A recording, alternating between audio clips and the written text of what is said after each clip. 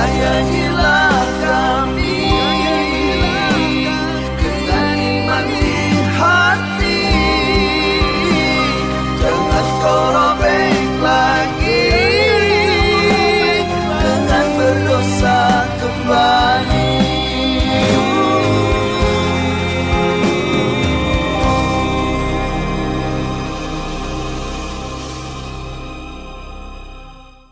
Assalamualaikum warahmatullahi wabarakatuh.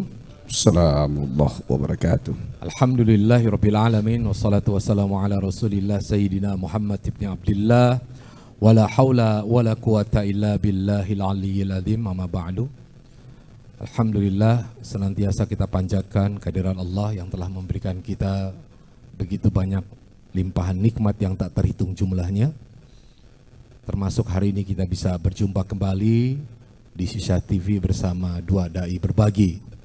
Salawat serta salam kita sampaikan pula kepada yang kita cintai, manusia paripurna yang menjadi contoh teladan buat kita semua. Beliau adalah baginda Nabi besar Muhammad sallallahu alaihi wasallam. Selamat bergabung kami ucapkan kepada jamaah Zumiyah yang telah mengikuti program Sisa TV ini dari tempat masing-masing, dan juga bapak-bapak sekalian majelis kopi uduk. Mengawali acara kita, mari sama-sama kita membacakan surat Al-Fatihah. Semoga Allah Subhanahu wa taala memberikan keridhaan dan juga kemudahan kepada kita untuk menerima ilmu pada malam hari ini, dan yang tidak kalah pentingnya adalah bagaimana kita mencoba untuk menjalankannya dalam kehidupan kita sehari-hari. Ala hadiniya wa likulli niyatin shalih ala hadratin Nabi Mustafa sallallahu alaihi wasallam. Al-Fatihah.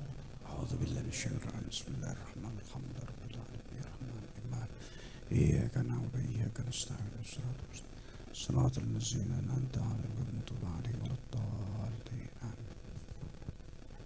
Baik, mengawali talim kita seperti biasa kita akan dengarkan terlebih dahulu ayat-ayat cinta dari Allah Subhanahu wa taala untuk kita semua yang akan dibacakan oleh guru kita Ki Mohai Atali. Silakan Ki Mo.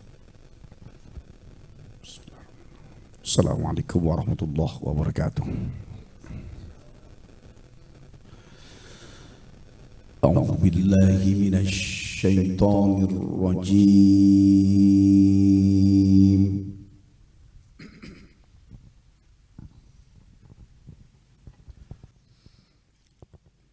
بسم الله الرحمن الرحيم.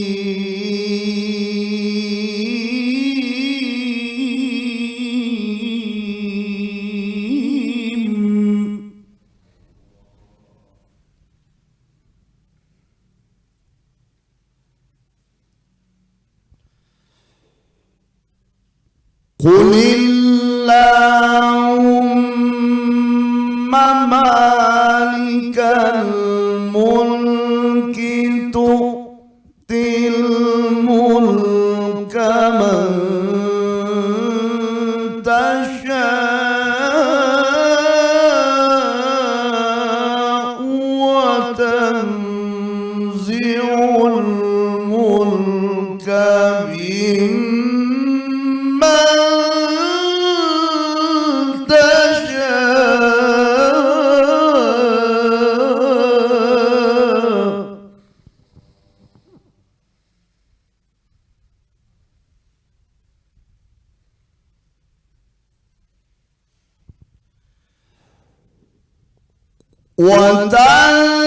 وتنزع الملك ممن تشاء وتعز من تشاء وتذل من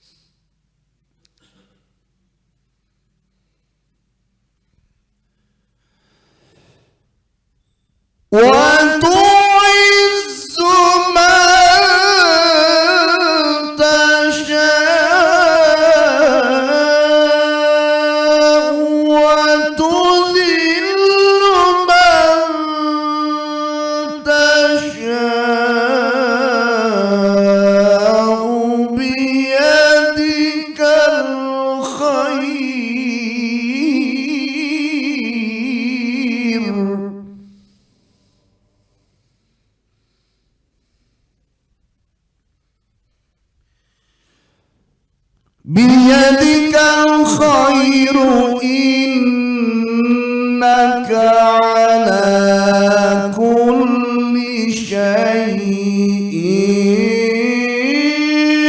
qadir.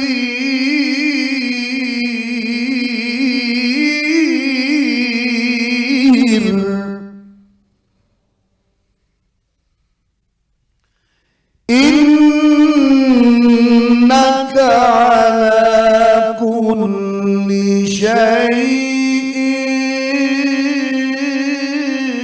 qadir.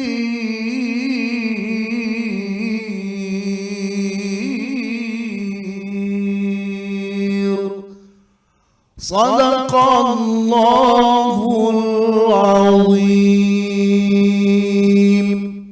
Sadaqallahul azim wa sadaqa rasulun nabiyyin wa nahnu ala dzalika minasyahidin wa syakirin walhamdulillahi rabbil alamin. Bapak-bapak serta jamaah Zoom ya yang dimuliakan Allah. Sekarang kita sudah memasuki tahun 2023, tanggal 5. Tanggal 5 kan? Iya, 15. Udah 15 saja tanggal 5. Nah,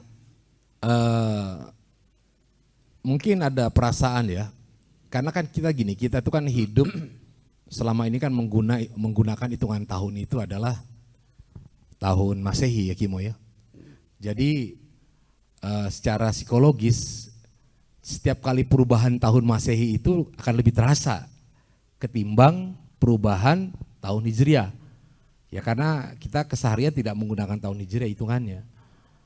Nah, dan biasanya ada hal-hal yang apa ya, yang mungkin bisa kita flashback gitu. Apa sih yang sudah kita lakukan di tahun sebelumnya dan kemudian apa yang akan kita lakukan di tahun yang saat ini gitu. Nah, inilah kenapa kemudian kita mengangkat tema kita bicara tentang resolusi. Resolusi itu sebenarnya pengertian sederhananya adalah kita membuat semacam janji kepada diri kita sendiri untuk kita melakukan sesuatu. Nah, ketika kita masih muda, mungkin ya kita bebas tuh untuk membuat planning, lifetime planning. Ya kan pengen begini, betul nggak? Semakin usia bertambah, ya kayaknya semangat untuk itu tuh ya hilang kita. Mungkin tidak hilang ya, agak menurun. Cuman menurunnya sejauh mana, nah ini tergantung dari masing-masing orang. Lebih realistis melihat sesuatu ya. Nah sekarang ya apa sih yang akan kita lakukan gitu di saat usia sudah mulai bertambah. Ini kan rata-rata sudah inilah ya, cukup dewasa lah yang ada di tempat ini begitu. Nah kemudian apa yang akan kita lakukan? Saya hanya ingin memberikan sebuah gambaran terlebih dahulu Kimoba. Rasulullah SAW itu mendapatkan wahyu pertama di usia 40 tahun. Beliau masih di Mekah ya. Selama 13 tahun beliau di Mekah, kemudian hijrah. Berarti usia beliau 53. Nah, perang pertama kali terjadi itu 3 tahun di Madinah ya Kimo ya. 3 tahun berarti usia Rasulullah berapa Pak? 56. 56 kalau untuk ukuran pegawai negeri itu udah pensiun ya? MPP. Kira-kira usia 56 itu masih sanggup nggak Pak untuk berperang? Pertanyaannya perang yang mana? Perang yang mana? Nah, sebenarnya apa yang dilakukan Rasulullah itu adalah contoh buat kita bahwa sebenarnya usia itu walaupun bertambah, semangat itu tetap harus ada. Ya, bayangkan di usia 56 tahun beliau berperang. Perang zaman dulu sama sekarang beda gitu. Kalau dulu tuh betul-betul perangnya dengan fisik, artinya fisik Rasulullah itu sangat kuat. Nah sementara kita di sini umur 56 tahun, udah banyak yang encok, sakit pinggang, asam urat, ya sudah banyak pabrik yang ada di dalam badan kita, penyakit gula dan sebagainya, loyo. Dan biasanya orang ketika sudah mau pensiun, seolah-olah merasa hidupnya sudah selesai, sudah habis. Apalagi laki-laki, Pak. Makanya hati-hati para pegawai ini, ya, yang biasa kerja setiap bulan dapat gaji, ketika akan pensiun itu jauh lebih terasa kekhawatirannya ketimbang orang yang sehari-harinya memang tidak memiliki pekerjaan yang tetap tapi tetap bekerja. Gitu dah ya. Nah, apa yang akan kita lakukan? Ya, padahal ya Allah mengatakan kan gitu, innallaha la yughayyiru ma biqaumin hatta yughayyiru ma bi anfusihim. Kalimat ini kalau tidak salah pernah itu saya baca di YouTube ya. Ini menjadi inspirasi tahun 70-an lah. Perdana Menteri Korea ketika datang ke masjid yang ada di Aceh, dia melihat, apa itu tulisan? Oh, tulisan dari Al-Qur'an. Apa artinya? Allah tidak akan mengubah nasib suatu kaum sampai kaum itu mau merubahnya. Dan kemudian itu dipakai lah ya untuk membangun negara Korea, bahwa Korea tidak akan berubah kalau seandainya masyarakat Koreanya tidak mau merubah nasibnya. Nah, sekarang bagaimana dengan kita yang ada di tempat ini? Ya, apakah masih perlu kita untuk membangun resolusi sementara kita tahu bahwa mungkin kondisi kita tidak lagi seperti masih muda dahulu. Nah, ini barangkali Kimo bisa diberikan dulu penjelasan ya. Kira-kira apakah atau resolusi seperti apa yang wajar untuk kita lakukan gitu. Ya, terutama ya untuk teman-teman yang ada di Kopi Uduk dan juga majelis jamaah Zoom ya yang ada di rumah. Silakan Kimo. Rabbi shrah li sadri wa yassir li amri wa hlul 'uqdatan min lisani yafqahu qawli. Bismillahirrahmanirrahim. Assalamualaikum warahmatullahi wabarakatuh. Alhamdulillahilladzi nawwara qulubana bitilawatil Qur'an wa zayyana akhlaqana bijahil Qur'an wa hassana a'malana bidzikril Qur'an wa bayyada wujuhana bimukramatil Qur'an wa najjana minan nari bikaramatil Qur'an wa adkhalana al-jannata bisyafa'atil Qur'an. Asyhadu an la ilaha illallah alladzi qad anzalal Qur'an wa asyhadu anna Muhammadar Rasulullah alladzi jaa bil Qur'an. Wassalatu wassalamu ala man ta'allama wa 'allamul Qur'an. Amma ba'd, qala Allah ta'ala fi kitabihil karim wa huwa asdaqul qailin, ya ayyuhalladzina amanu taqullaha wal tanzur nafsum ma qaddamat ligad, ila akhir ayat. Terima kasih kepada Ustadz Agus Idwar yang sudah membuka dan memberi waktu, yang saya cintai seluruh bapak-bapak, jamaah majelis Kopi Uduk, jamaah Zoomiyah, dua dai berbagi di Shisha TV dimanapun berada, dari Sabang sampai Merauke, dari Tanah Abang sampai Rawabangke, dan seluruh jamaah yang ada di Nusantara dan mancanegara. Juga tidak lupa kepada guru kita bersama hadir dengan premannya itu Kiai Haji Muhammad Nur Effendi.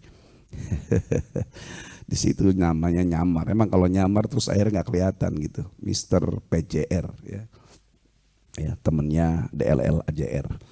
Ya, juga ada kawan-kawan dari Cirebon, teman-teman sekolah dulu. Ada komandan-komandan, alhamdulillah, Komandan Saleh, dan semua yang saya nggak sebut dan tata namanya satu persatu. Malam ini kita semangat, ucapkan dulu takbir, Allahu Akbar. Allahu Akbar. Ya, sebagai pembuka karena sesuai dengan temanya resolusi. Perkara 2023-nya ya terserahlah, karena orang kitanya nggak hafal tahun Hijriah. Soalnya. Coba sekarang ditanya, tanggal berapa ini Hijriahnya? 14 Jumadil Awal, Jumadil Akhir ya, 1444 Hijriah. Oke, it's okay. Masehi pun sebuah nama dari waktu, yang waktu kita paham, Al-Asr. Demi masa adalah bagian ciptaan Allah. Meskipun yang terbaik dari judul kulit sampai isinya berbau Islami, tapi kita mulai dulu dari substansi yang akan kita bahas pada malam hari ini. Dan tema ini tentunya sepertinya yang tadi disampaikan oleh Ustadz Guswar, Usia 53 Nabi hijrah, 55 menuju 56 mulai perang. Hampir sama orang Indonesia. 53 pusing, stres, ya menghadapi pensiun. 55 keluar SK pensiunnya. 56 mulai sakit. Ya. Nabi itu selesai perang, ya usia-usia itu perang. Orang Indonesia mulai bawa-bawa map itu. Iya. Maka sekarang kalau kita ngikutin, ada pemahaman dari liberalisme itu yang sebenarnya harus diambil ya dari sisi manusia. Karena kita kan membaca hadis, i'mali dunia kaka'annaka ta'ishu abada wa'mali akhiratika ka'annaka tamutu goda. Bekerjalah untuk akhirat, seolah-olah kau bekerjalah untuk dunia, seolah-olah kau hidup selamanya, dan beribadahlah untuk urusan akhirat, agar khusyuk, ingatlah mati kau esok hari. Ini di mix. Meskipun di luar sana mereka, ya kalau nggak kerja, kamu tidak akan bisa jaya dan sukses. Kita orang Islam, orang beriman di mix lah. Kapan menggunakan semangat untuk dunia, kapan menggunakan semangat untuk menyambung benang emas dengan Allah Subhanahu wa Ta'ala. Nah, kalau sudah judulnya resolusi, maka saya tidak mau lagi bicara yang sederhana. Karena bahasa presiden kita yang pertama, bermimpilah atau bercita-citalah kau setinggi langit, kalaupun kau jatuh di antara bintang-bintang. Serahkan kepadaku 10 pemuda, ku goyang bangsa, ibaratnya begitu ya. Dari sini kita tidak bicara tentang kemarin kan 2022, 1443, kemarin kan 2021, kemarin kan 2010, terus ke belakang. Ada kekurangan-kekurangan yang harus kita tambal. Ketika ternyata kekurangan di tahun-tahun lalu kita memahami ada yang tidak terpenuhi, kemudian kita gas supaya terpenuhi, maka sungguh majunya cuma 1 senti. Pakai filosofi ketika kita berdoa kepada Allah, kira-kira minta dikit apa minta banyak? Banyak. Allahumma rizqna rizqan kathiran halalan thayyiban wasi'an mubarakan wa anta khairur razikin. Maka bercita-cita untuk mencari resolusi pun bisa jadi karena kitanya dulu cuma sepetak-sepetak, takut bercita-cita besar sehingga kecil cita-citanya ketika tidak tercapai akhirnya nggak terlihat. Sekarang bagaimana kalau kita buat resolusinya adalah bukan hanya memenuhi apa yang kurang di masa lalu, tapi kita membuat cita-cita baru. Kalau dulu ternyata sholatnya kurang, puasa kurang, sedekah kurang, sekarang ada yang kita lebih besarkan lagi. Saya mau cerita, boleh cerita? Boleh nggak Pak? Ya, biar nggak lemes. Suatu saat Rasulullah sedang duduk, kemudian para sahabat mendekat. Nggak lama sahabat-sahabat yang jumlahnya ada puluhan ini melihat Nabi sedang memegang palu besar. Di depannya ada batu besar. Kemudian dipukullah batu besar tersebut, dar, terbelahlah batu. Keluarlah percikan api dan sinar. Kemudian Rasulullah berucap, demi Allah, Allahu Akbar. Ini ucapan Nabi dan ini jadi hadis. Aku melihat istana besar di Sam. Istananya berwarna merah. Demi Allah, Allahu Akbar. Aku melihat negeri Persia dan Romawi. Istananya berwarna putih.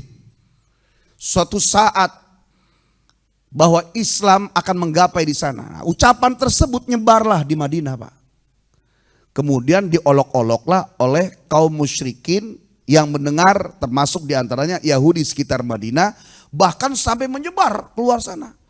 Nah, kenapa ngolok-olok? Mimpi kau akan melihat, jangankan kau menguasai, jangankan Islam bisa menguasai dunia.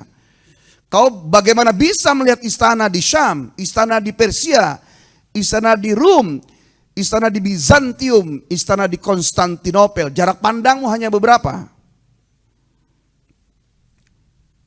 Kita ingat ayat yang tadi saya baca. Kulillahu mamalikal mulki tu'til mulka man tasha wa tanzi'ul mulka mimman tasha wa tu'izzu man tasha wa tudhillu man tasha biyadikal khair innaka ala kulli syai'in qadir. Guru-guru saya suka bilang ayat ini ayat kekayaan.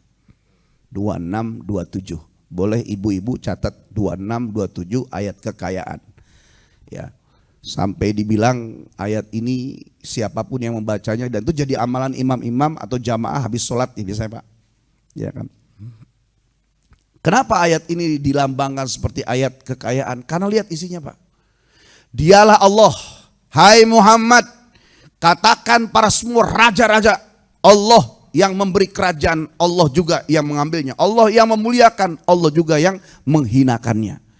Dari sini ternyata waktu bermain 14 abad kemudian kita bisa melihat bagaimana peristiwa besar yang terjadi di Amerika. Betul nggak? Kita bisa melihat bagaimana peristiwa terjadi di Kutub Utara, di Rusia, di belahan bumi. Nggak usah pakai jeda 1 hari 1 bulan, dalam hitungan beberapa detik atau mungkin bisa jadi delaynya saja, ya, atau mungkin dalam sinyal yang baik saja kita bisa langsung live seperti sekarang. Kenapa bisa terjadi? Karena Nabi dan kaum muslimin saat itu sangat yakin bahwa untuk bercita-cita itu jangan yang sederhana. Bercita-cita itu jangan yang kecil. Sebagaimana kias doa, ya Allah bagi duit dikit ngapa? Nggak begitu Pak. Ya Allah kasih duit yang banyak, berlimpah, berkah, luas, halal, thayyib, baik. Kau sebaik-baiknya pembuka rezeki. Maka dari kisah ini Bapak Ibu sekalian jamaah yang dirahmati Allah, kita mulai mengabsen. Pertama ke dalam, orang yang ingin bisa memperbaiki kualitas hidupnya dengan memegang sebuah landasan. Man kana yaumuhu khairon min amsi fahuwa robih. Wa man kana yaumuhu mithla amsi fahuwa khasir. Wa man kana yaumuhu syarron min amsi fahuwa halik. Barang siapa yang hari ini lebih baik dari kemarin, dia beruntung. Dan barang siapa yang hari ini sama dengan kemarin sementara umurnya berkurang, usianya bertambah atau terbaliknya, ya, tetapi sama dengan kemarin, dia rugi. Dan barang siapa yang hari ini lebih buruk, lebih tidak baik dari kemarin, hancurlah hidupnya. Dari sini kita lihat mulai absen Pak, apa yang akan kita lakukan. Cita-cita yang kemarin yang tidak tercapai, maka bagaimana caranya tercapai, kemudian kita tambahin lagi Pak. Poin-poin 2 hal, dan jangan kecil-kecil cita kita. Ketika kita memiliki cita-cita rencana, kemudian kita bertadabur. Tadabur itu asal katanya dabbaro. Ya, dubur, tahu dubur Pak? Dubur artinya apa Pak? Pembuangan, belakang. Jadi orang bertadabur tuh berarti ngelihat ke belakang. 2023 apa nih yang gak tercapai? 10 tahun kemarin apa yang gak tercapai? Oh mungkin kita dulu belum ngaji. Kita dulu mungkin belum kokoh mentalnya. Belum nambah ilmunya. Sekarang udah banyak ngaji. Maka yang harus diperbaiki pasti 2 hal. Hablum minallah, hablum minanas. Itu udah pasti. Tetapi untuk cita-cita yang lebih besar. Ketika setiap individu ingin mempunyai rencana agar Islam ini jaya. 1 orang, 1 wilayah, 1 keluarga, 1 kaum.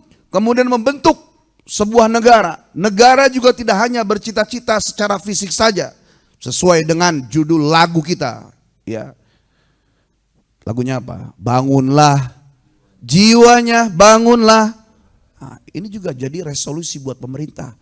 Jangan badan doang yang dibangun tetapi jiwanya nggak dibangun. Karena justru dengan lagu ini harusnya kita jiwa yang dibangun. Dan jiwa diantara cita-cita pembangunan dan kokohnya mental, ya, tidak hanya bicara hal-hal kecil, bicara hal besar.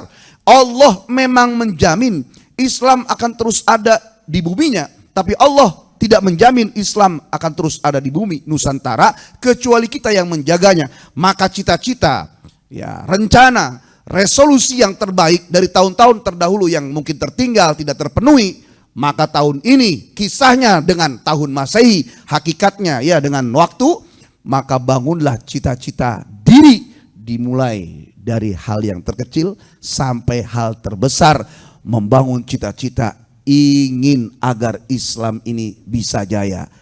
Kita baca ayatnya, walau anna ahlal qura amanu wattaqau lafatahna alaihim barokati minas sama'i wal ard. Kalau seandainya penduduk bumi, baik itu laki-laki perempuan, dimulai dari diri sendiri, keluarga, rukun tetangga, rukun warga, tingkat desa, kampung, kelurahan, kecamatan, provinsi, sampai pemimpin dunia, sampai seluruh manusia di buminya Allah. Cuma dua hal yang dibangun, Pak. Bukan dari tukang ojek harus jadi manajer biar duitnya banyak. Bukan dari tukang nasi uduk kemudian harus jadi presiden biar dia berlimpah. Cukup. Amanu wattaqau.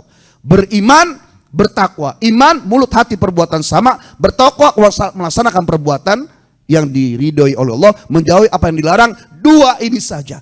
Mungkin kerjaannya nggak harus berubah. Kedudukannya supervisor nggak harus jadi IM. Ya. Yang manajer nggak harus jadi direktur, biarkan lanjutkan. Tapi ketika dua ini amanu wattaqau, maka tidak ada resolusi yang terbaik. Memperbaiki kualitas iman, menyelaraskan mulut, hati dan perbuatan, semuanya dilakukan dipenuhi rukun iman dan Islam. Kita kejar di sana, kemudian berbaju dan bergamis takwa, melaksanakan semua perintah Allah dan menjauhi larangannya.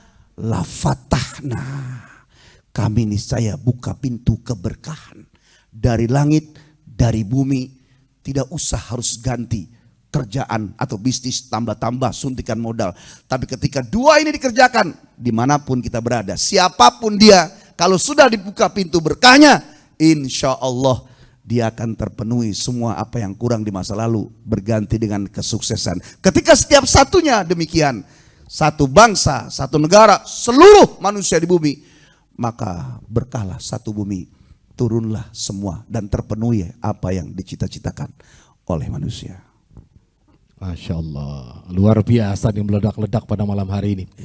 Saya sengaja ini buku pernah saya tulis di tahun 2015 gitu. Judulnya adalah Create Your Golden Moment.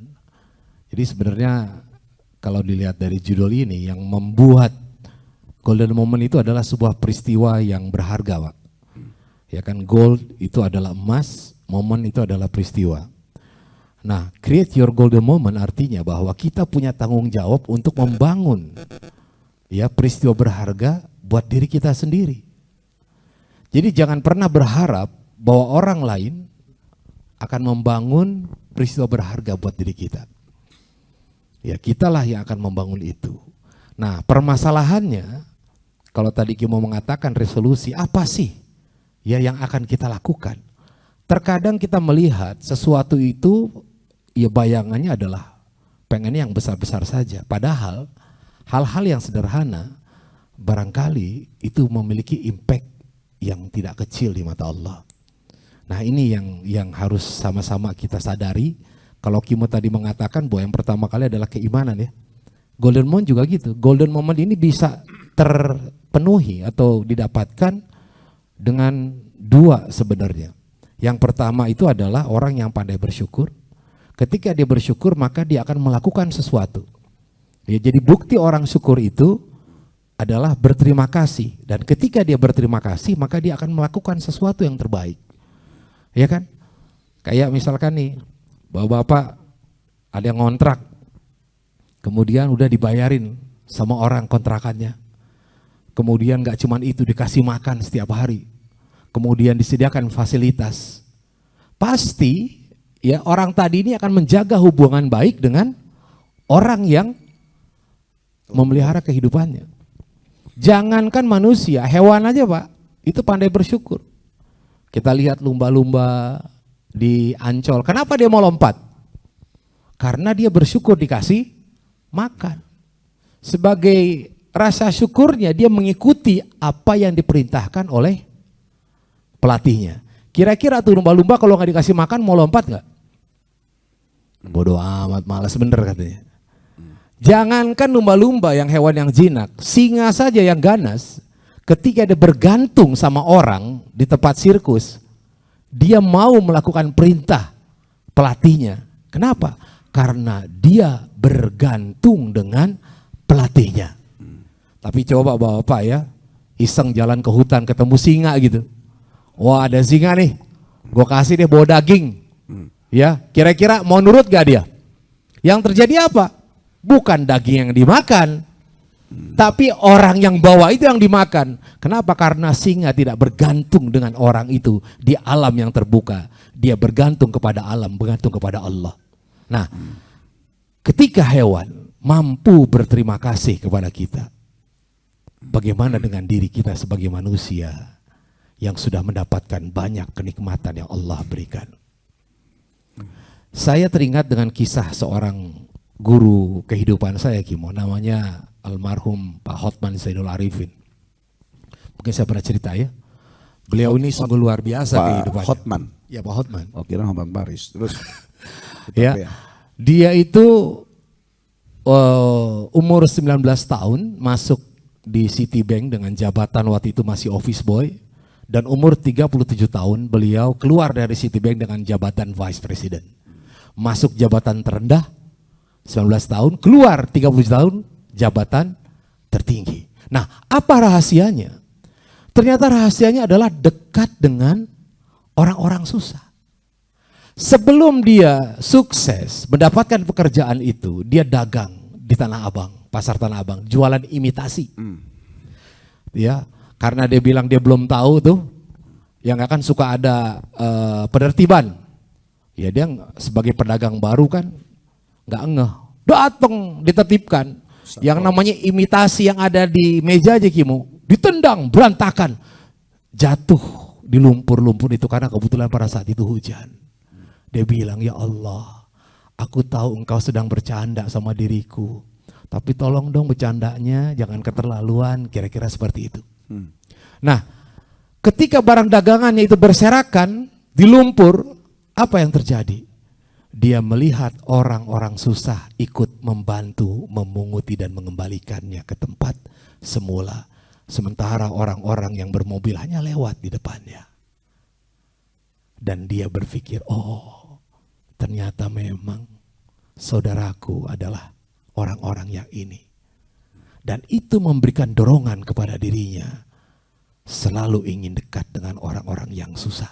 Dan ternyata disitulah Allah bukakan golden moment buat beliau. Nah, berbeda dengan Sa'labah. Sa'labah waktu susah, rajin ibadahnya. Ya kan? Rajin ibadah ke masjid, cuman punya sarung satu gantian, sampai sahabat bingung, kenapa Sa'labah kok cepet banget pulang, gak mau zikiran dulu? Karena harus bergantian dengan istrinya. Akhirnya Sa'labah singkat cerita minta doa ya kepada Rasulullah. Dan Rasulullah itu doa juga nggak main doa aja, ngasih juga hewan ya, kambing ya Kimo ya? Iya sepasang. Iya sepasang.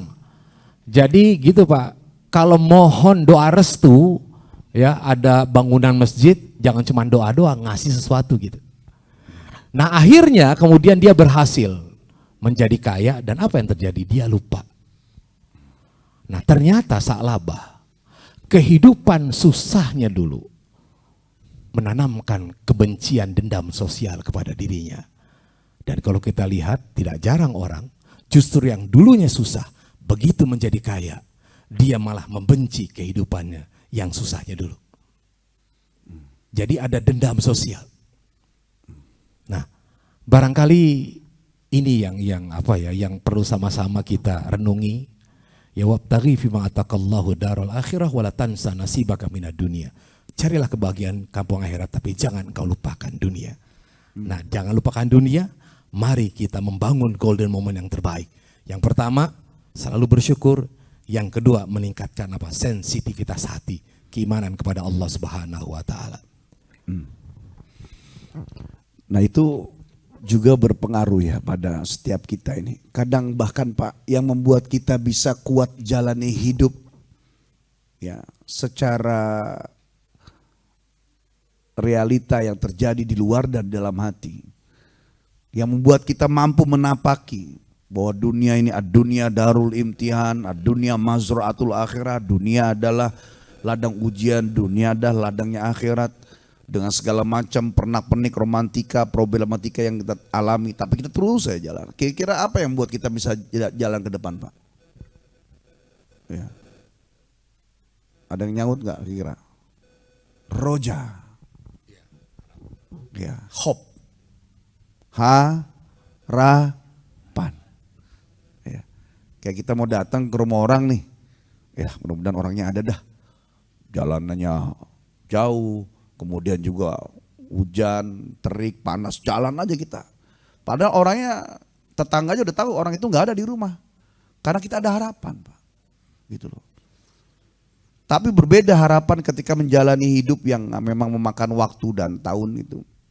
Berbeda dengan orang yang dalam satu hari ingin mengunjungi seseorang. Nah, hope itulah roja. Nah, yang membuat kita ini bisa kuat. Nah, roja ini pembagiannya bisa kepada sebuah cita-cita atau motivasi atasji. Ya. Berbeda dengan para wali yang mereka itu menjalani hidupnya dengan khauf. Rasa ketakutan kepada Allah membuat dia yang sudah memasakkan hidup. Nah, kita ini kira-kira orang yang termasuk tadi yang saya sebut kedua apa yang pertama? Yang masih senang berjibaku dengan urusan-urusan kerja dan bisnis. Ya, kita masih senang nggak kerja, Pak? Masih senang nggak bisnis? Ya, yang masih senang nggak kita nongkrong di pinggir danau megangin kayu? Sunan jaga kali, bukan Sunan kali jaga. Nah, kalau memang khauf tidak, karena para wali itu la khaufun alaihim walahum yahzanun, artinya mereka itu takutnya hanya kepada Allah, sehingga karena saking takutnya kepada Allah dia sudah nggak mau lagi main-main, sehingga masuk di derajat hakikat, marifat, zuhud, waro, tasawuf. Ketika kita tidak masuk di line yang demikian, maka hebatkan hope-nya, tapi dibekali dengan ilmu. Sebab kalau hope kemudian tidak ada doa, tidak ada tauhid, tidak ada keyakinan, dan memperbanyak hanya di ikhtiar. Ketika kita mau resolusi tahun ini, perbanyak ikhtiar aja, lupa bahwa di sebelah sana ada yang memang mereka mencari wajah Allah, ibtigoan liwajhillah, mencari ridho Allah, maka terkadang ikhtiar yang berlebihan itu adalah kemusyrikan. Seolah-olah menjadikan apa yang dia usahakan itu adalah sebagai Tuhannya. Bahkan kita kerja saja pagi-pagi pulang petang itu dalam rangka bersyukur punya badan sehat. Seperti Ustaz Guswara bilang tadi, syukur.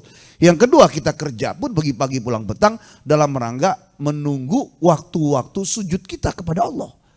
Sebab kalau rezeki itu sudah diatur. Sehingga ketika dua ini dilakukan, ya, bersyukur punya badan sehat, kedua menunggu waktu ibadah, saat mendapatkan rezeki tidak menafikan bahwa itu mutlak datangnya dari Allah.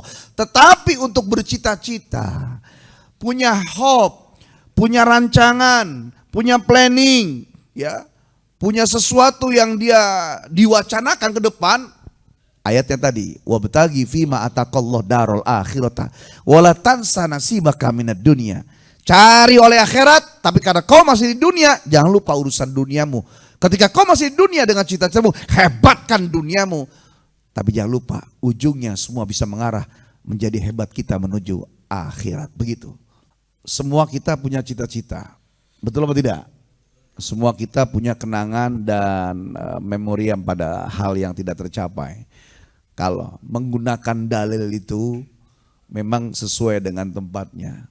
Ada ucapan, tidaklah semua yang kita inginkan itu ya harus terpenuhi, dan tidak semua yang kita tidak suka itu harus kita hindari. Karena kita semua ini terlepas dari urusan takdir, tapi secara realnya kita ini ada keluarga, ada istri, ada anak. Kemudian ada orang-orang yang kita ngumpul seperti ini. Kita ngumpul kayak gini kemarin ada cita-cita kecil kan. Seperti pengen punya peci bareng-bareng, punya jas, bener gak? Nah, ya, itu. Nah, itu kan namanya keinginan ya Pak. Nah, resolusi di tahun ini yang kita sebutkan ayat tadi di awal, ya ayyuhalladzina amanu taqullah, wahai orang-orang beriman, wattaqullaha, ya, wal tandur nafsum ma qaddamat lighad. Kita suruh oleh Allah diperintahkan untuk melihat ke depan. Dan itu sudah kita selalu jalani. Seperti mobil, kenapa kaca spion tuh kecil, kenapa kaca depan tuh besar? Kita sudah paham, karena kita sesekali nengok ke belakang tadi, tadabur. Jangan lihat belakang mulu, nabrak. Artinya kita ngelihat ke depan, apa yang harus kita bisa perbaiki. Tapi perbaikan kita, kalau guru-guru kita yang di Torekat selalu menyebutkan, kalau kau ada kegagalan di masa lalu, kemudian yang kau benahi hanya urusan yang terjadi dengan kegagalan itu, maka selamanya kau akan gagal. Ketika kau gagal pada urusan duniamu, maka cuma satu jalan keluarnya. Kau hebatkan urusanmu dengan Allah, maka Allah akan menyelesaikan dengan kebahagiaan dan keberkahan di masa depanmu. Gitu. Jadi PR-nya sebenarnya, ya Allah dulu gimana ya. Mungkin karena bisa jadi pengennya kita ya terus dengan badan kita. Saya mungkin mengalami itu. Ya, para guru, para ustadz dengan sedikit ya mungkin ada tambahannya lah. Para guru mungkin doanya banyak, ilmunya ada. Kemudian yang terlebih adalah tugasnya memang duduk di situ. Sehingga akhirnya terlihat para guru itu mungkin dengan ekonomi yang terbatas, ya sementara dia punya doang banyak. Kita yang nggak ngerti, Ustadz gimana mau ngasih berkah orang dia susah, gitu. Padahal tugasnya berbeda. Nah buat kita yang awam nih Pak, ya kenapa enggak? Cara yang dilakukan oleh para guru kita ikuti, ibadahnya dihebatkan, kemudian pada urusan dunia kan kita masing-masing punya keahlian, punya skill, betul nggak? Ya, bapak-bapak ini kan punya keahlian masing-masing. Ya, terus saya jalan, lanjutkan, jangan berhenti. Nggak terpengaruh itu pensiun nggak pensiun. Kalau WHO kan bilang laki-laki di bawah 65 itu muda. Amerika bilang laki-laki di bawah 70 itu muda. Jadi ini masih muda. Bahkan kata orang Citayam, the life is beginning from 40. Ya, hidup itu dimulai dari 40 tahun. Karena usia 40 tahun Allah menyempurnakan hati. Dulu kita sudah pernah disempurnakan akal, umur 25. Umur 25 manusia disempurnakan akal. Makanya belajar di atas umur 25 wajar-wajar lah. Lemot-lemot, ya lambat-lambat. Karena sudah ditutup. Ya, umur 40 sempurna, makanya umur 40 itu sempurna hati, baru 40 tuh manusia itu kokoh, tegar, dewasa. Kemudian juga tidak gamang, ya, nggak gelisah. Kegelisahan kita pada urusan-urusan yang kita alami. Tapi ketika mengambil keputusan gagah. Karena 40 Allah sempurnakan hati, sempurnakan ruh, sempurnakan batin. Masa kita panjang.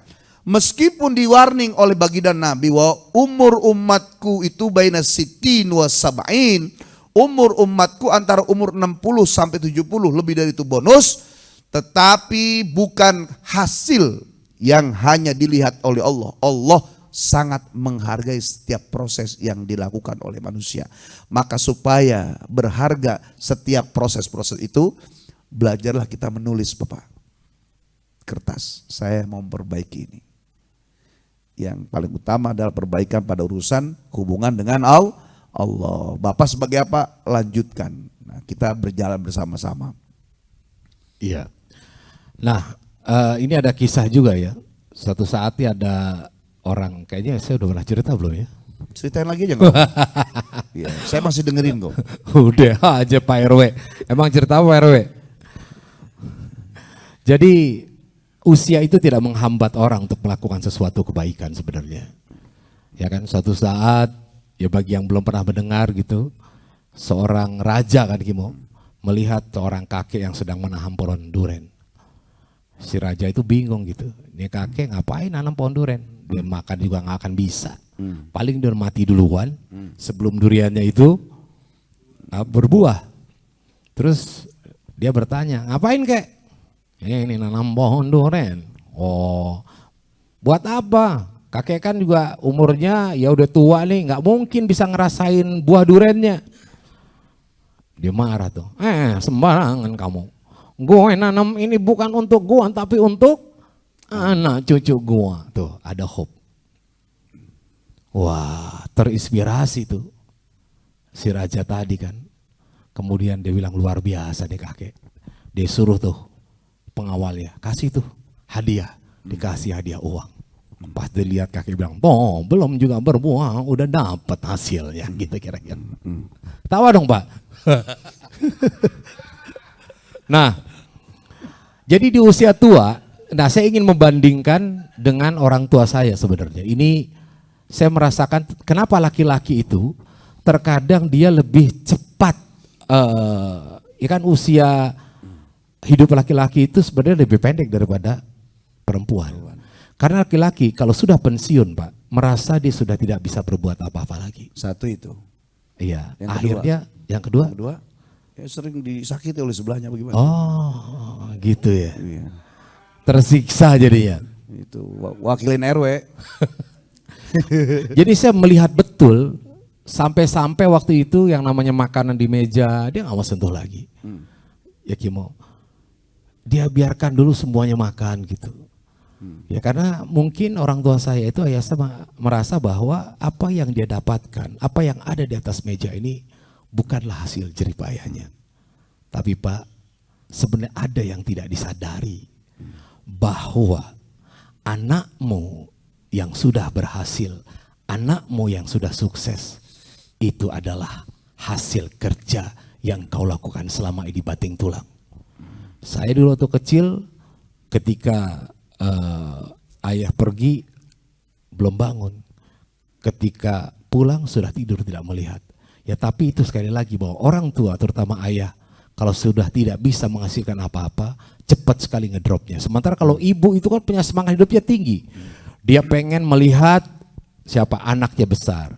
Anaknya besar pengen dilihat anaknya lulus.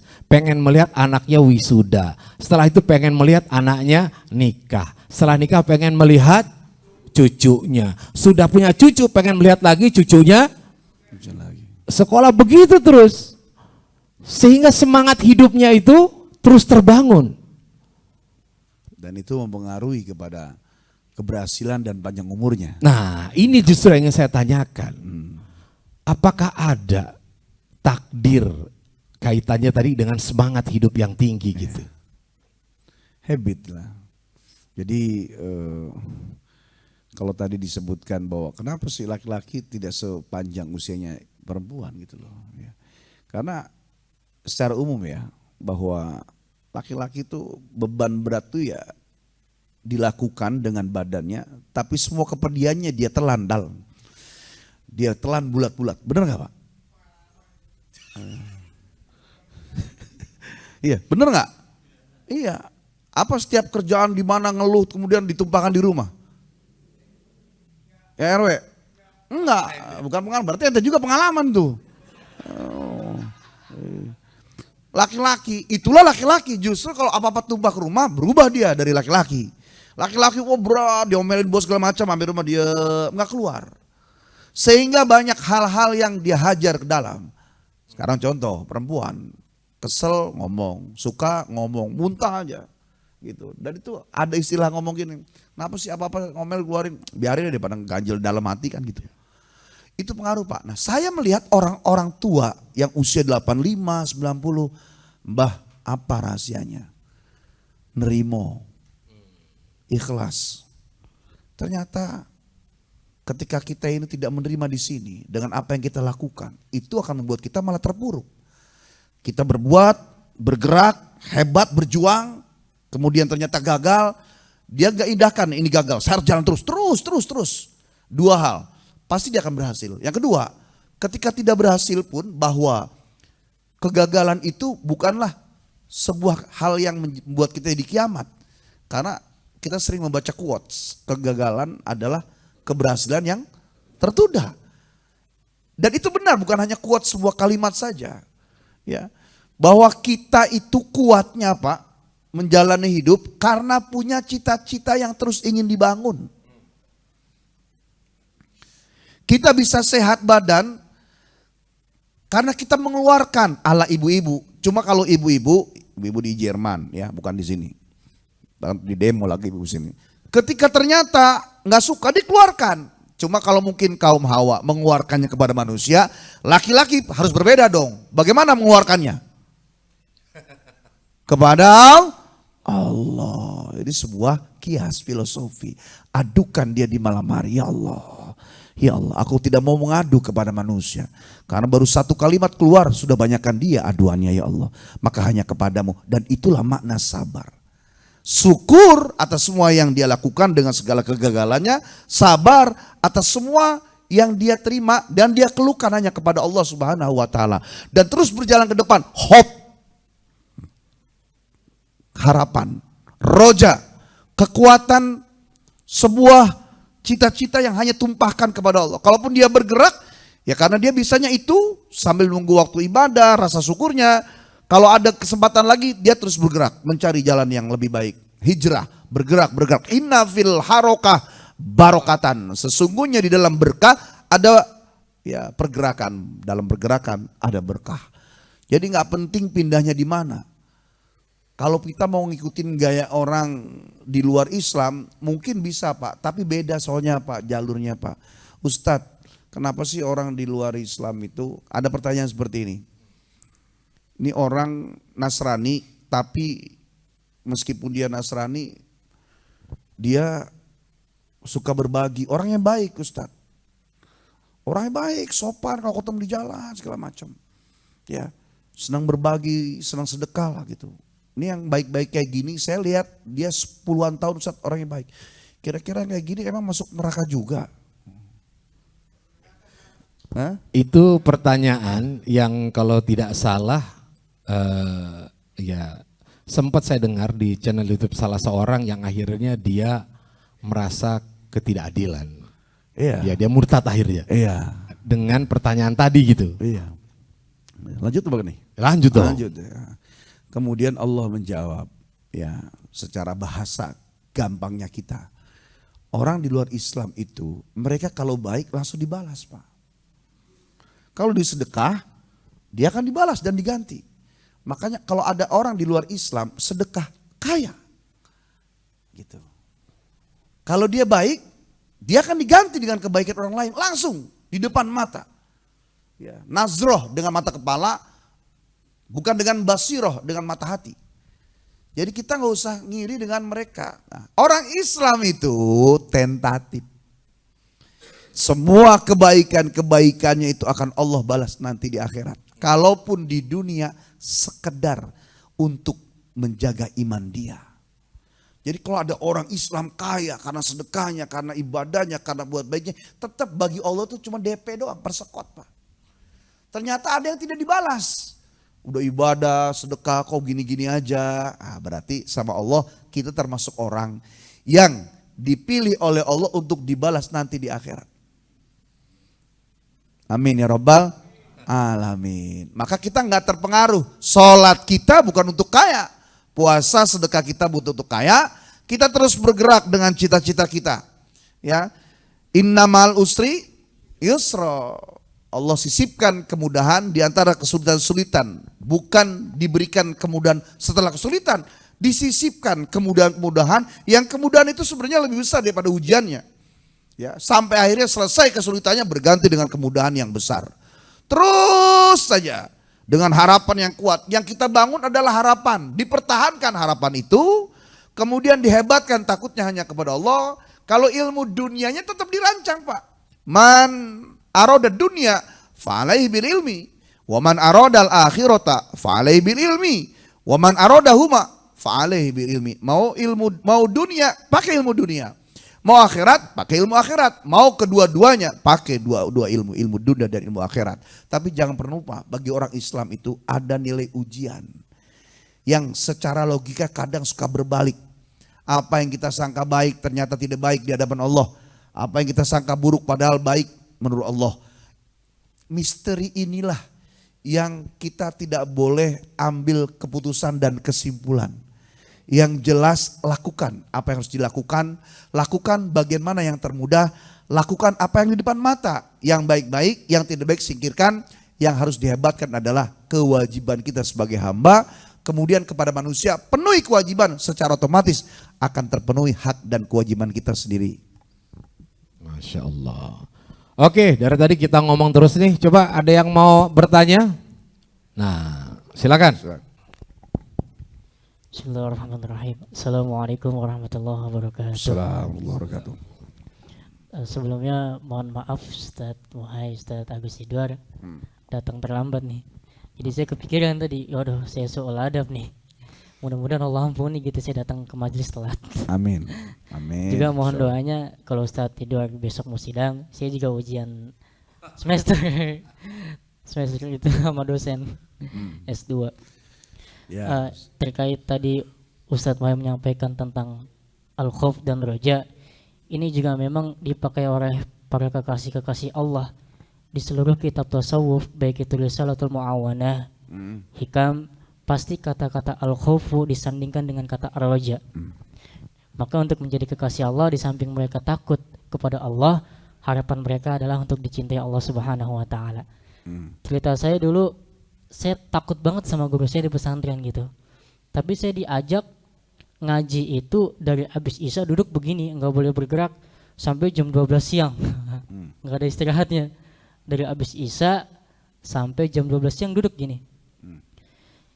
Saya di sisi lain takut, di sisi lain saya berharap supaya saya jadi santri yang khusus. Di samping lain waktu itu, waktu pas mau kuliah S1, saya mau izin ke guru saya untuk ke Bandung untuk kuliah. Saya berdiri di depan rumah guru saya, berdiri dari jam 12 siang sampai ada Isya baru keluar. Sampai santri yang khidmat di dalamnya ngomong gini, abang mau dipanggilin nggak? Nggak usah, saya takut ganggu guru saya. Begitu, makanya tadi saya kepikiran kalau saya telat gitu. Sebab tadi ada habis ngajar tafsir, saya ada zoom dulu sebentar Ustaz, mohon maaf. Alhamdulillah, fadli Rabbi. Jadi terkait tadi, kalau di dalam kitab Hikam itu dikatakan rubba umrin ittasa'at amaduhu wa qallat amdaduhu. Terkadang umur itu berlangsung panjang tapi manfaatnya pendek. Wa rubba umrin qalilatun amaduhu wa katsiratun amdaduhu. Terkadang umur pendek tapi manfaatnya luar biasa begitu.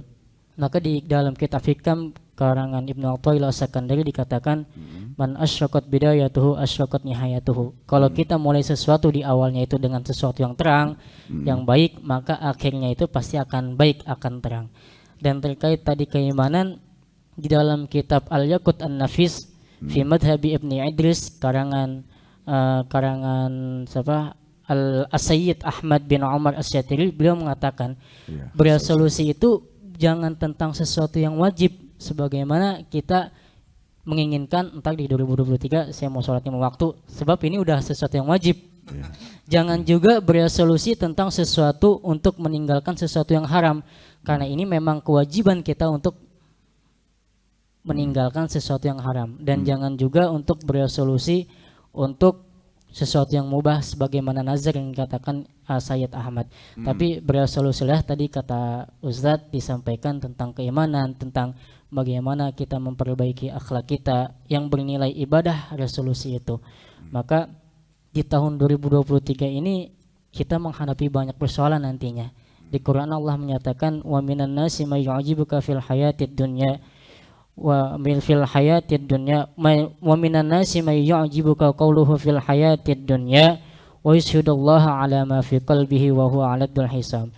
Di antara manusia itu ada orang yang omongannya bagus, menarik, tapi sesungguhnya padahal dia adalah pembangkang.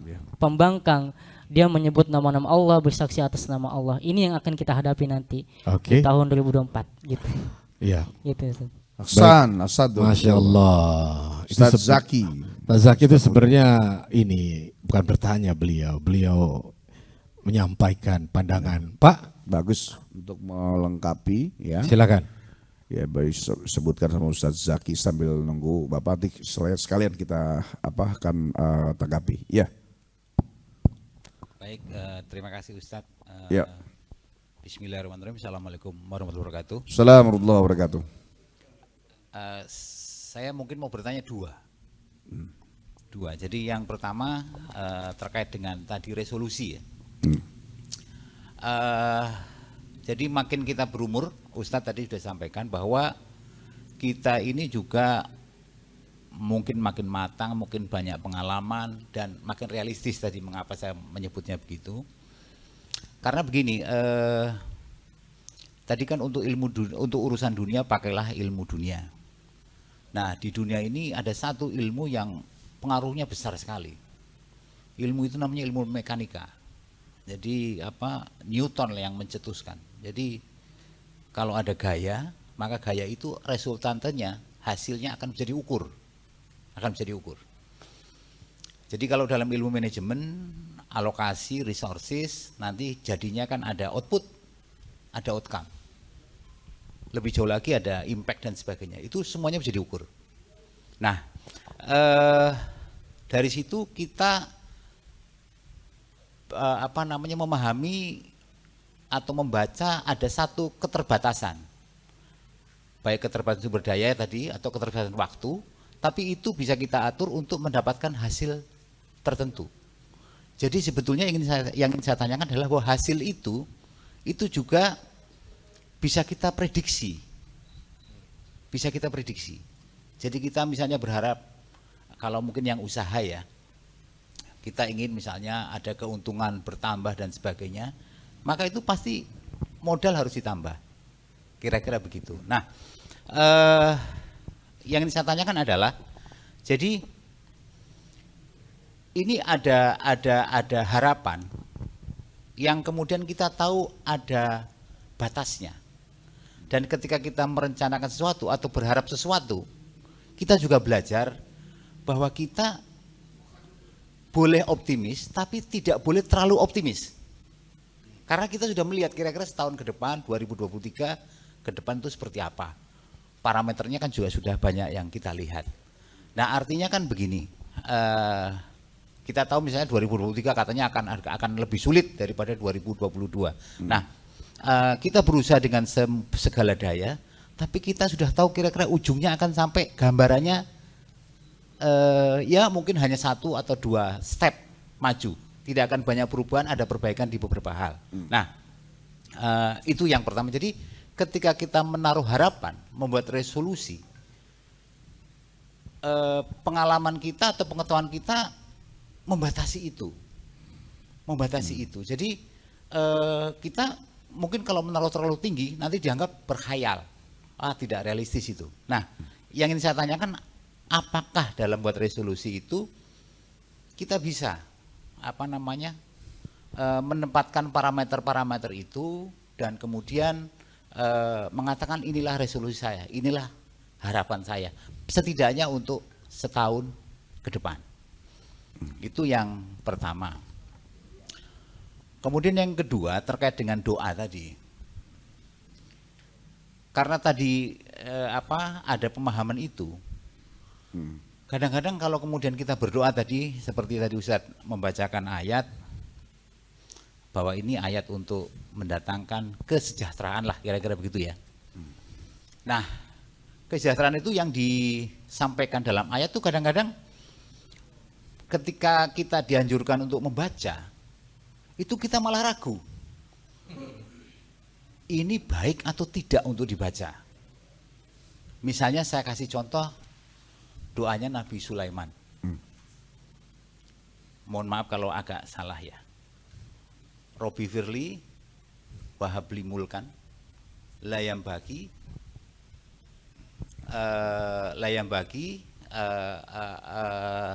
li ahadi min ba'di inaka antal wahab.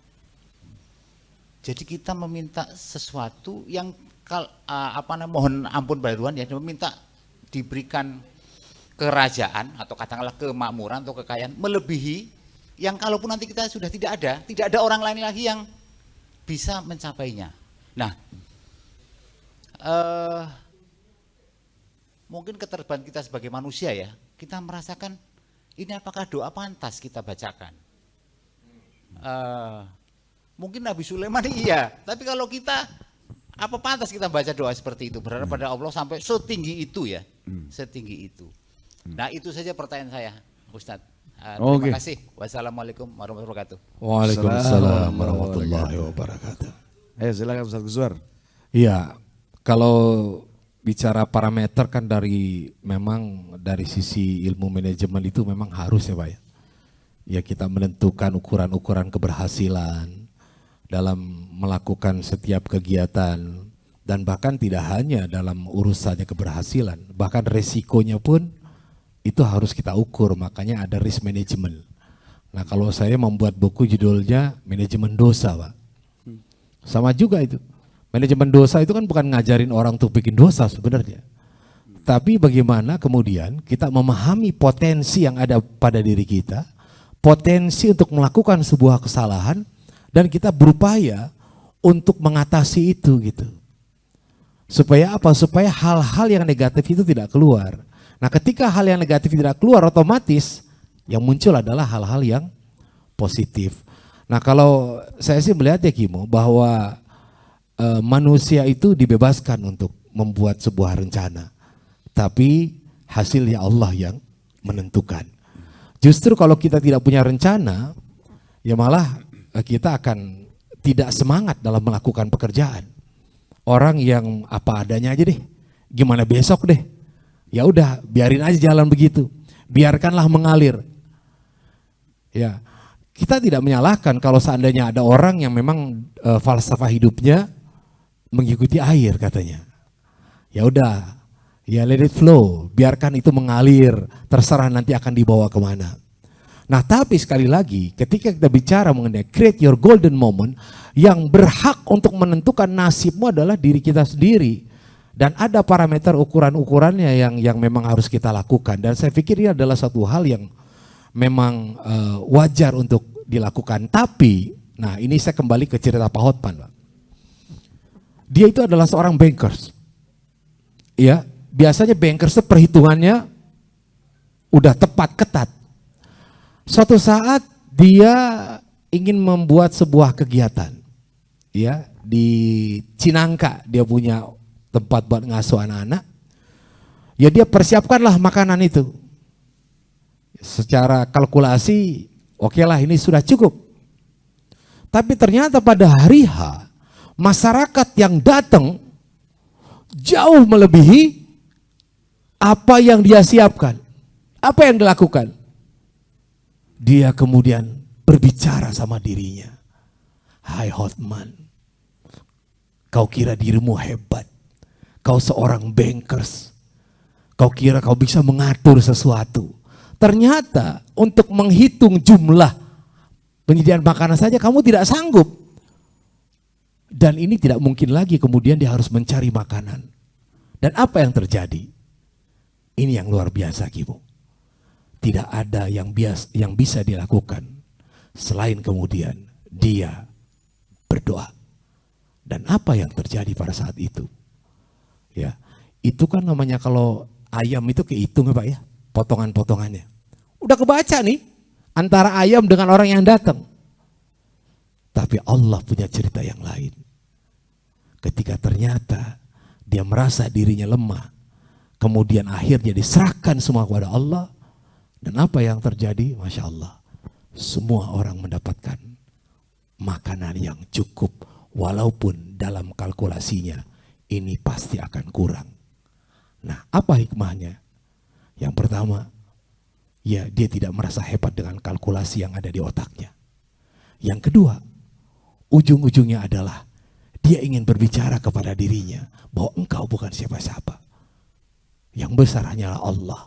Dan akhirnya pada saat dia terpuruk, pada saat tidak bisa berbuat apa-apa, dia menyerahkan kepada Allah dan Allah memberikan yang terbaik kepada dirinya. Oke. Wallahualam.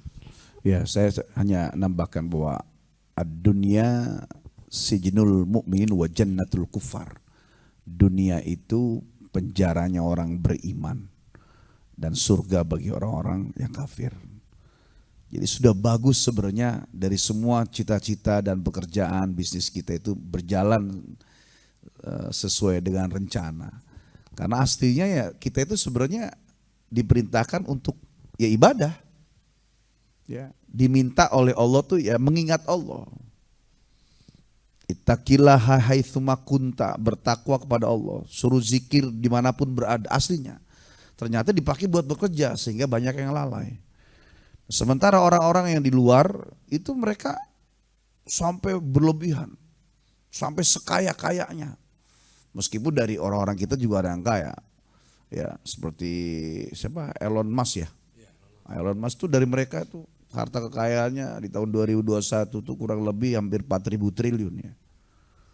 Tapi ada juga yang ngitung hartanya Nabi Sulaiman, Pak. Ya. Dari kelompok mereka yang ngitung. Mereka punya sejarah juga, Solomon itu. Hartanya kurang lebih menurut mereka nih 38.000 triliun. Ya. Artinya kita bisa mencapai pada cita-cita dan eksis sesekali jatuh itu sudah lebih baik, karena harusnya tidak. Orang Islam kita tuh dipinta untuk Islam aslama, tidak harus istislam. Salam, selamat, saya pernah sampaikan, Islam menyelamatkan. Kata Allah udah dua itu aja. Kalian gak harus istislam, gak harus sempurna semua perdamaian dan keselamatan itu.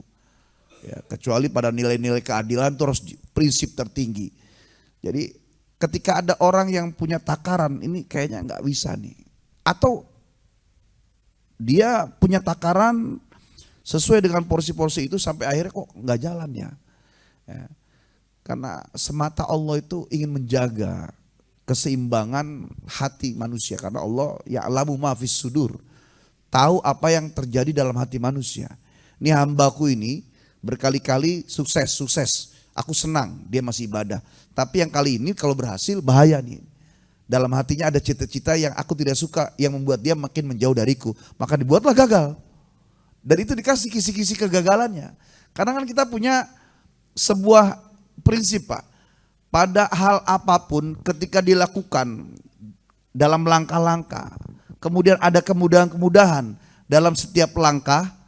Melangkah ada kemudahan, melangkah lagi ada kemudahan. Yakinkan selama itu perbuatan itu baik dan benar, bahwa Allah itu ridho. Saya udah sholat kok, saya sudah sedekah sebelum berangkat, saya juga sudah meeting juga dengan orang-orang ini. Kemudian ternyata kok terjegal, nggak terjadi. Yakinkan juga bahwa Allah belum ridho gitu loh. Jadi orang Islam itu selalu diatur dengan hal demikian. Karena intinya bukan berhasilnya. Allah ingin pada setiap gerak kita tuh ada selalu keterikatan dengan Allah gitu loh. Para ahli tasawuf dengan meleburkan diri kecintanya dengan Allah, kita ini mencoba untuk jadi orang awam pada sisi satu, tapi juga gimana caranya supaya juga ingin loh. Seperti para pecinta-pecinta Allah dari para sufi, para ahli-ahli tasawuf tersebut. Ya. Jadi kata Allah, let's do it. Lakukan saja. Easy going aja. Mungkin mengalir aja. Sebab kalau kita berpikirnya tuh ternyata, wah ini kayaknya gak bisa nih. Harusnya gak berhasil. Karena banyak orang yang menyangka ini gak bisa. Ternyata terjadi. Dan berhasil.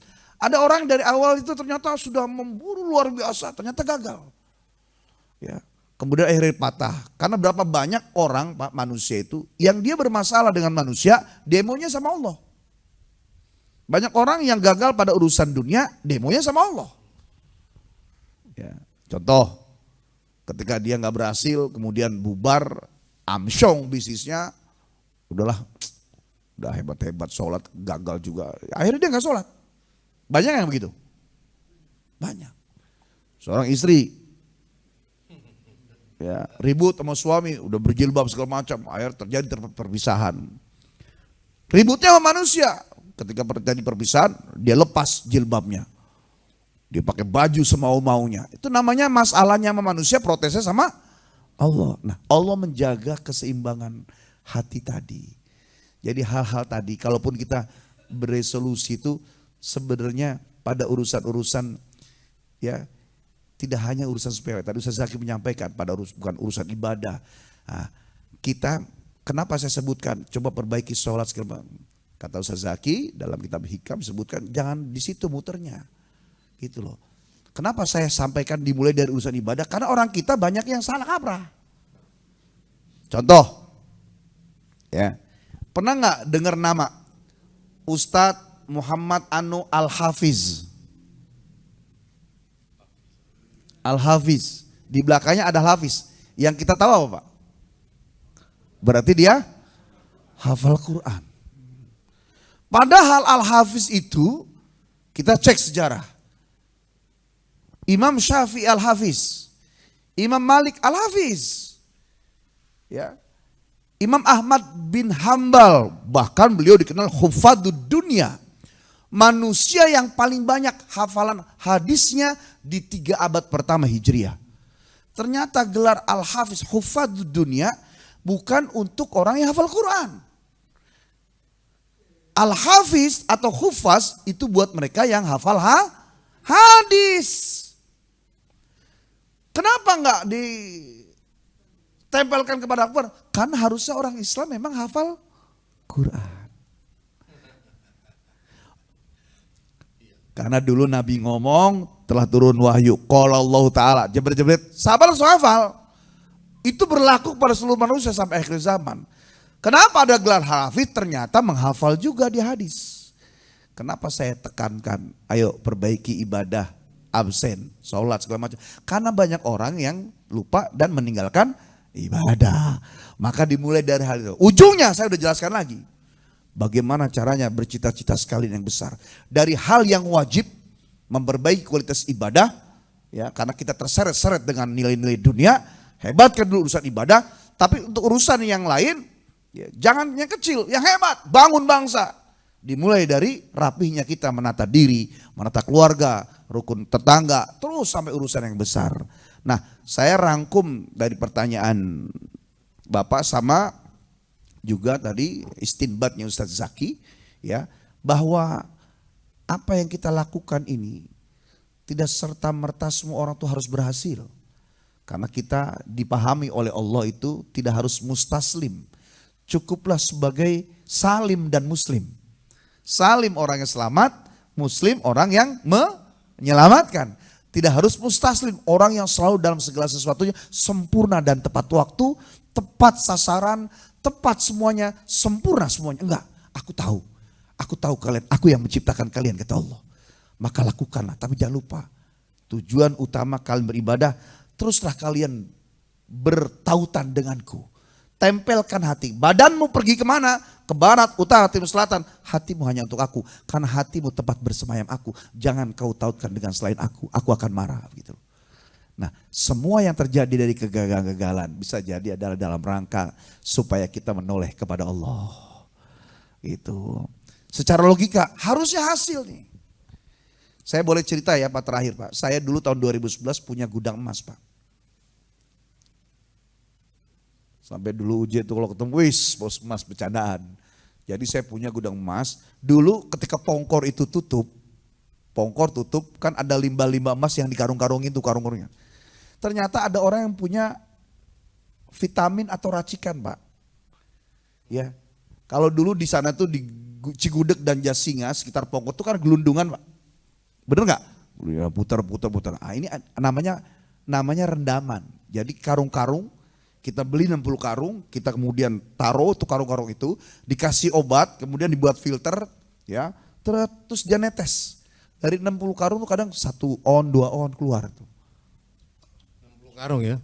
60 karung tanah, kita belinya ke 1 karung tuh ada yang harga 20.000, 40.000, 60.000, yang paling mahal 60.000. 60.000 kali 60 berapa itu? 60.000 kali 60.000. Hah? 3 juta. RW biasa ngitung urat, ngitung duit. Nggak nyampe. Hah? 60.000 rupiah. Kali 60, 3 juta 600. Dulu modalnya segitu. Terus obat segala macam, ada asal sulfa segala macam. Keluar tuh 1 on, 2 on gitu kan. Nah, saya mau cerita. Jadi setiap Ustadz nanti malam mau panen sampai besok. Jadi setelah saya ceramah saya berangkat, ya, kemudian saya cek pagi, Ustadz siap-siap tes, saya liatin, kelihatan tuh Pak, cair semua, jadi bukan bentuk lingkar, cair, baru setelah itu dibakar, keluar berapa, dan setiap saya mau panen, ditelepon, suatu saat begini, Ustadz panen, berangkat, tiba-tiba saya tungguin tuh, ini mau berapa karung ini Pak? Kemarin gak sampai 60 Ustadz, cuma ada sekitar 40-an lah. Ya udah gak apa-apa lah. Ya, tapi yang terbaik karungnya semua. Saya ada ngajar Pak. Ini cerita nih. Aduh tanggung nih. Kalau panen saya harus standby. Mereka maunya standby supaya minta dilihatin. Tapi ngajar juga gak bisa tinggal. Nah ini Allah jewer Pak. Allah jewer, saya wakilkan ke orang. Karena jaraknya jauh Pak, 3 jam kalau ke Bekasi itu. Dulu masih Cibinong ya, 3 jam ke Cibinong juga. Saya serahkan orang. Tes. Biasanya 1 on sampai 2 on dapat. Tes 1 gram saja. Saya ngaruh, kok bisa begitu? Ya Ustaz, kebanyakan ini. Apa kenapa? Coba kurang. Cek musyawarah setengah jam. Udah belanja lagi. Belanjalah ke pasar Leudiang sama pasar Bogor. Saya modal lagi saat itu 8 juta. Berangkat, saya tungguin sampai 4 jam. Nah, coba lagi Pak. Ya kasih obat segala macam. Enggak netes sama sekali. Tidak 1 gram pun. Setelah berapa bulan kita ya dapat emas-emas itu. Sampai akhirnya setelah itu saya langsung bengong ngadep ke kebun. Agak ke bawah, bulakan gitu. Saya bengong, menurut logika harusnya berhasil.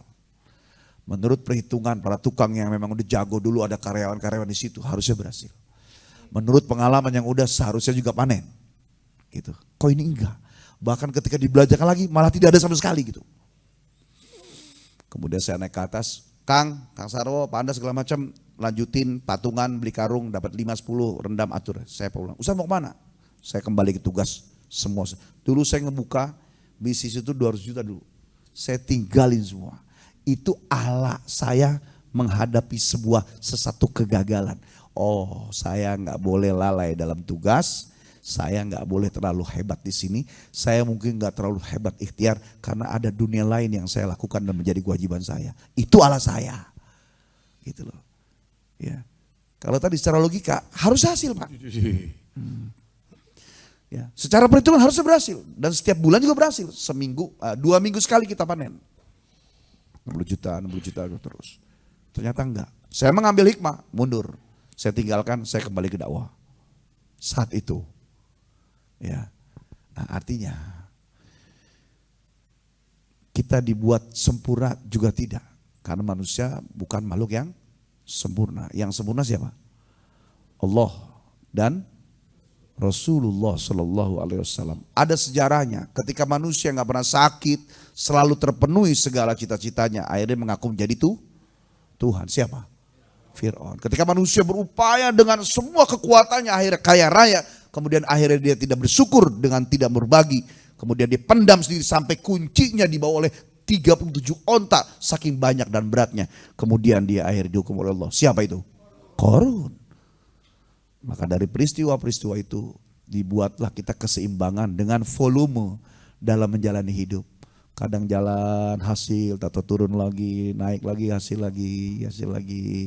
Yang diminta oleh Allah bukan kita melihat ini, udahlah ngapain kita begini. Ketika kamu kenapa gak kerja? Saya miskin. Udah miskin kerja. Saya udah miskin aja ngapain kerja gitu. Tahu dari mana kalau dia akan selamanya miskin? Bahkan Allah tidak menciptakan orang miskin. Kita yang memberi gelar itu sendiri. Ya. Allah tidak menciptakan orang miskin. Kalimat kaya pun kita sendiri yang membuatnya. Bahwa kalimat itu kaya. Allah tidak menciptakan itu. Allah memberi siapa yang suatu saat orang mensyukuri dalam kelapangan.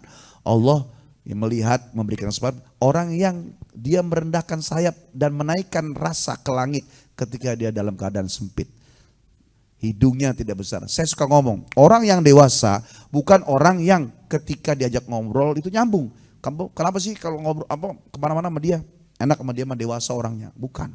Orang dewasa adalah orang yang ketika dia di atas di bawah, lapang sempit, menjabat rakyat, dia flat lurus aja.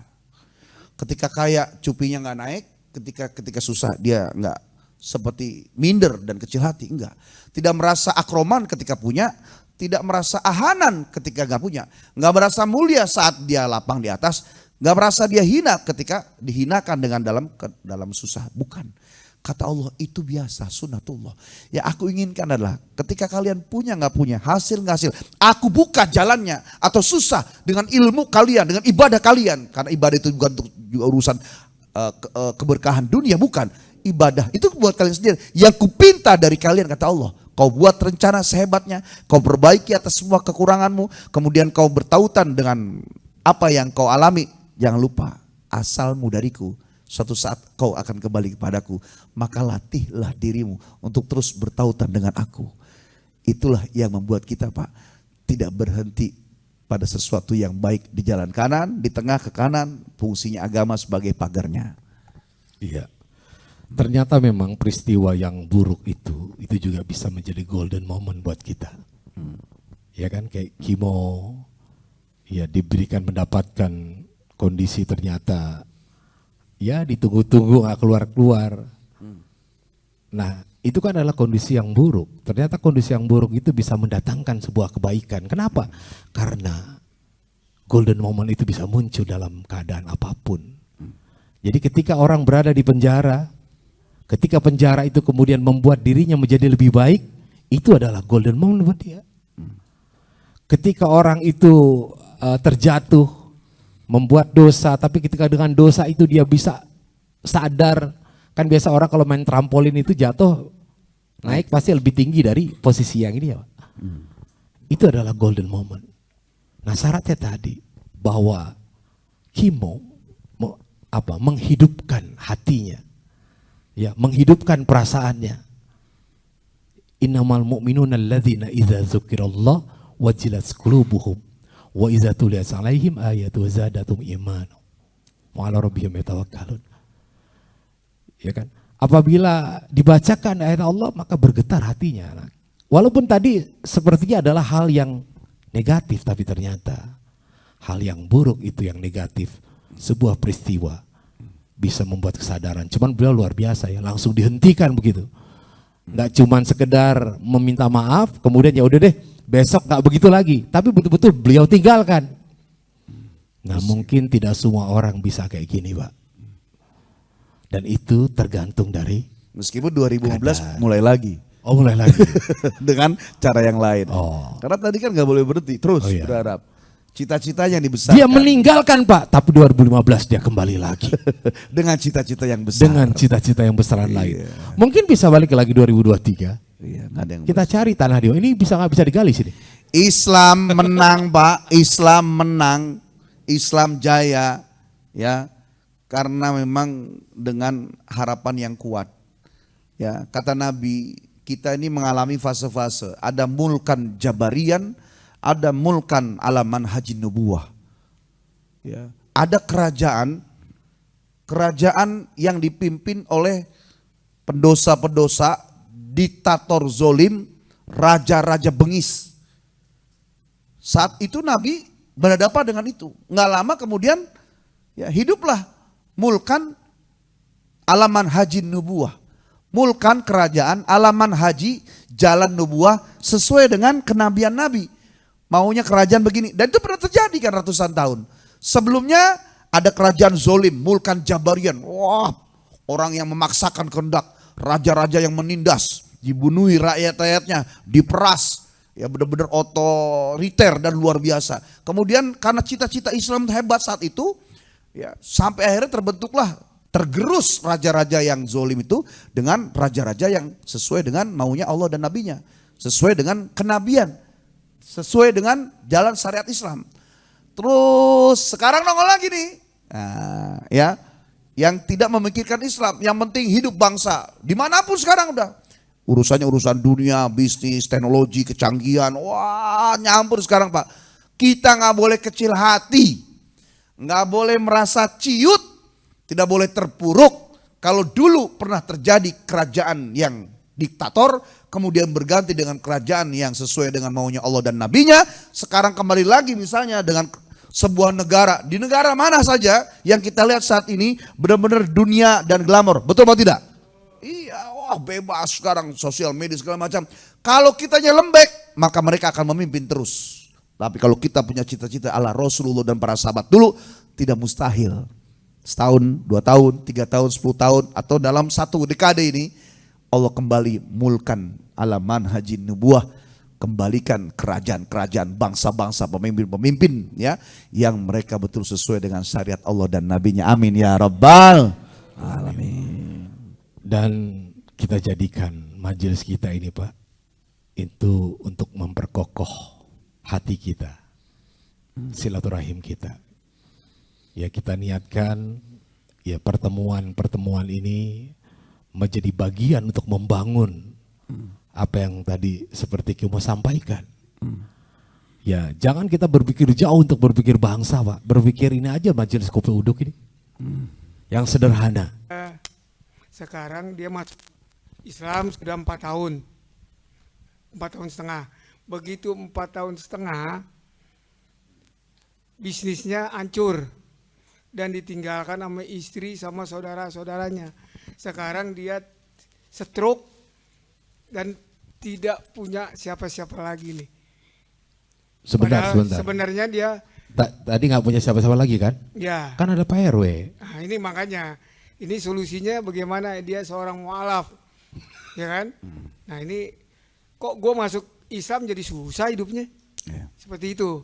Jadi harta gue habis, anak bini gue hilang, saudara juga kagak ada mau ngaku. Nah ini gimana solusinya Ustaz? Sebagai Ustadz Dai, ya kan? Nah, solusinya memberikan Artinya keimannya. RW nanya, kok ada kejadian begini ya, dan mungkin sering bahwa ada orang ketika dia dulu waktu belum kepada Allah dia berlimpah, giliran menuju Allah kok susah gitu kan? Ya. Oh, deh langsung jawab ya. Iya, syukron, pertanyaan bagus. Saya sering ya bertemu dengan orang yang dalam kondisi demikian. Ya, ketika bahkan lagi hebat maksiat itu. Ke kota, sebulan bisa 2 kali ke kota. Ngapain kota? Belanja, jalan-jalan.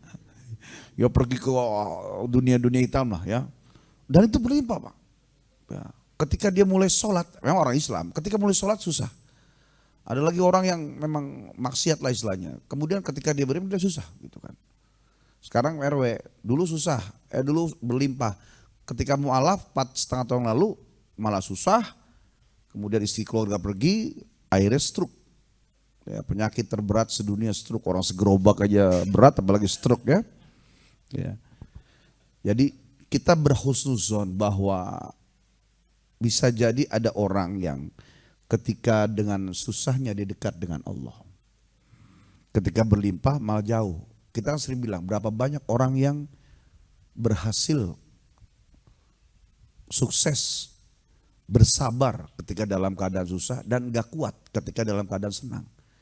Lagi susah dekat dengan Allah, lagi senang dia tinggalkan. Nah, kan kisahnya udah ada. Seperti Sa'labah. Betul nggak? Nah, kita husnuzon. Kaidah yang kedua, bahwa sholat itu bukan untuk kaya. Kita yang butuh Allah. Sholat bukan untuk kaya.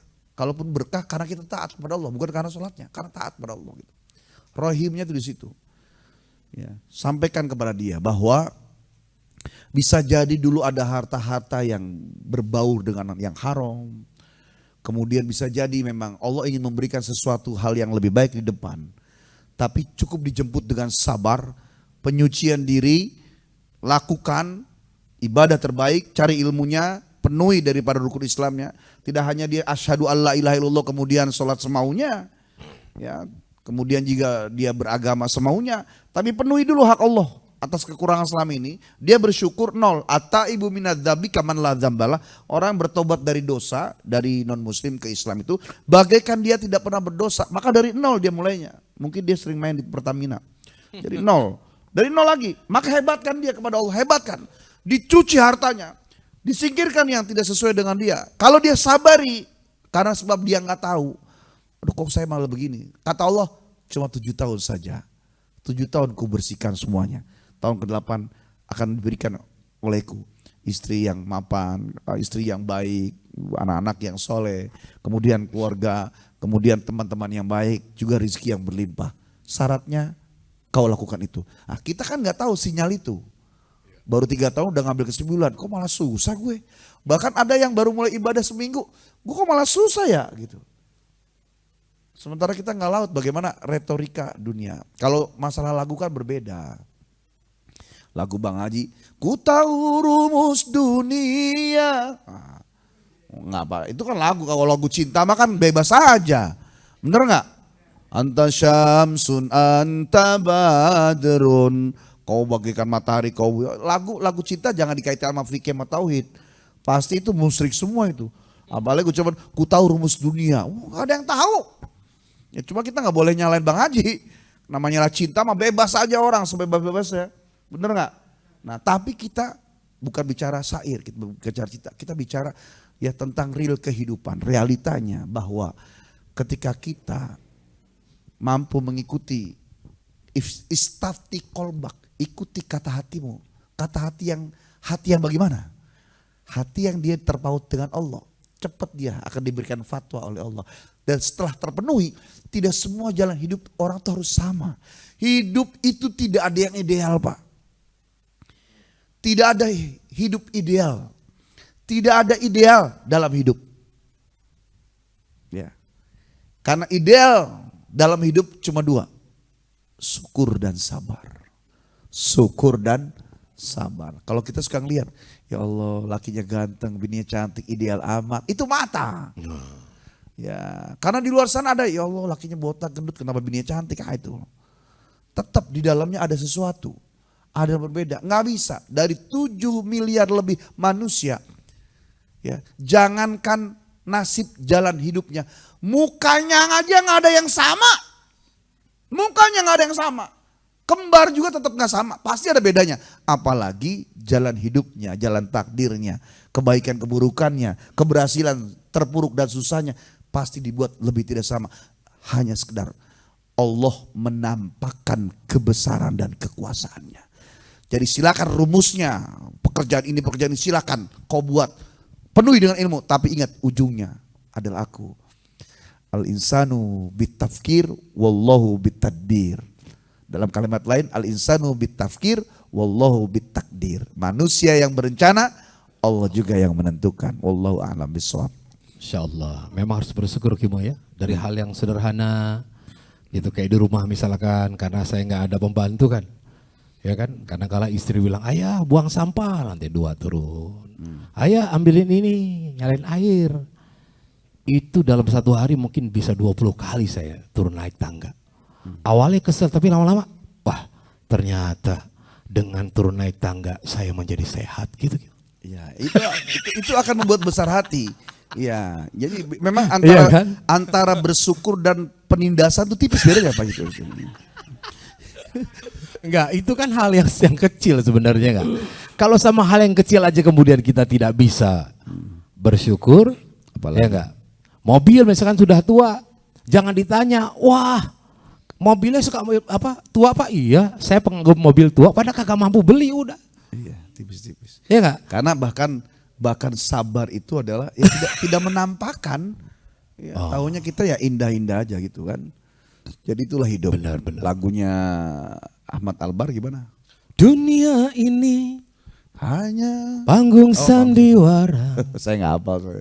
Ya, benar. Oke. Kalimat itu Pak, ya mungkin terjemahan daripada agama lah. Ya, panggung sandiwara, sebaik-baiknya kita berlakon gitu kan. Nggak harus kita menampakkan yang aslinya. Mudah-mudahan 2023 kita bisa berlakon lebih hebat. Ya, dengan harapan iman kita, ibadah kita, takwa dan akidah kita lebih baik. Takut kita juga makin hebat. Ya, bahkan 3 selalu dikejar. Saya nggak pernah lupa. Gimana caranya bisa manfaat buat keluarga, buat manusia, buat agama, dan hadapi semua ujian-ujian, bala dan segala macam. Karena terus naik turun itu biasa. Ya, seperti roda pedati dalam kehidupan.